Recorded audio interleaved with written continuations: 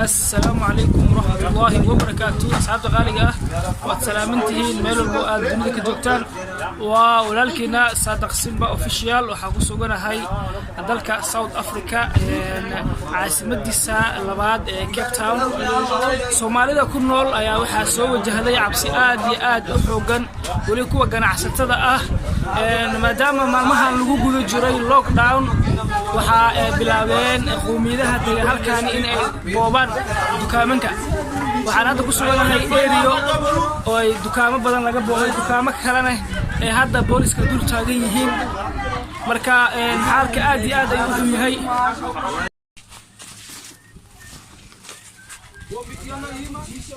waxa laga cararayaa alaabta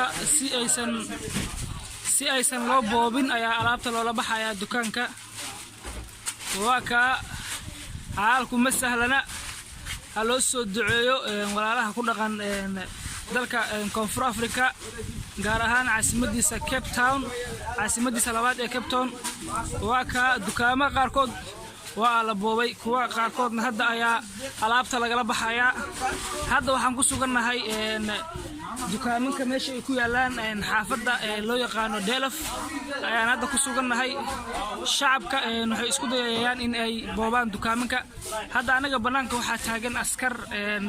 askartaasi oo macnaha ilaalinaysa in gudaha ay u soo galaan shacabka dhan banaanka ay ku sugan yihiin ayagoo wadi careysan hubkooda iyo waxoodana wata marka xaalku ma sahlana asxaabta loo soo duceeyo xaaladda ayaa ka sii daraysa marka ka dambaysa waxay tagtay dukaanka alaabta laga raro gaariga lagu raro qixitaan haday ay maqli jirteen waa kana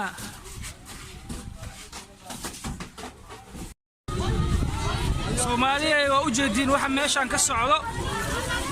meeshan waxa ka socdo shada shacabka waa shacabka xaafadda ku dhaqan balse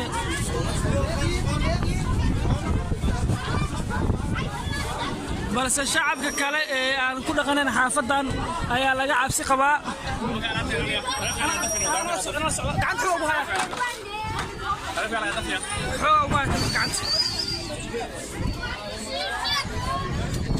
halku masala la isku soo duceeyo asxaabta in anaga aan ku joognaa dhibaatada uu keenay coronavirus ama cudurkan COVID-19 waxa kamid ah in dawladuhu adduunka ay soo rogaan lockdown ama bandowgaas waxa ay keentay dadkii ku sugnaa halkaan in ay gaajoodaan misana ay bilaabaan in ay dukaamanka boobaan hadda waxaan ku suganahay dukaankii ayaan wali ku suganahay waxa la isku dayayaa in alaabta banaanka loo bixiyo banaanka waxa jooga shacab aad u tiro badan shacabkaas oo isku dayay in ay soo aadaan gudaha waxa halkan wala sugan booliskaasi oo sugaya amaanka dukaamanka inta ku yaalo halka qaar kalena la boobay oo yaani hawada laga saaray waxaaba halis ah in ay dukaamanka dadka ku gubaan marka walaalaha muslimiinta waxaan ka codsanaynaa in ay u soo duceeyaan Soomaalida ama jaaliyada Soomaaliyeed ee ku dhaqan dalka Koonfur Afrika gaar ahaan caasimadiisa labaad ee Cape Town waxaan hadda ku suganahay xaafadda loo yaqaan Delaf waxa la boobay dukaamo aad iyo aad u tiro badan marka